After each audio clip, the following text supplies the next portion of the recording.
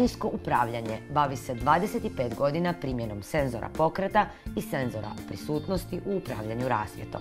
Senzori mjere nivo osvjetljenja, registriraju prisutnost ljudi te uključuju, prigušuju i gase rasvjetu u zadanim podesivim parametrima.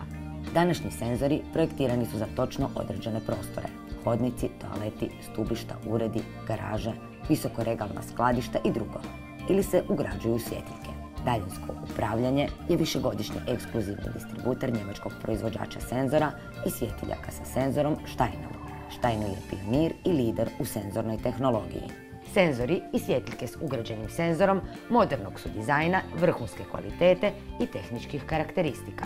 Kombinacijom senzorne tehnologije i LED izvora svjetlosti štedi se do 90% energije. Dimeri su također vrlo bitan element u upravljanju rasvjetom. Španjolska firma Dinui u svom programu ima široku lepezu dimera za LED rasvjetu. U svom programu, osim senzorne tehnologije, proizvode i program puhala vrućeg zraka s priborom namijenjenim za širok asortiman obrtničkih i industrijskih zanimanja.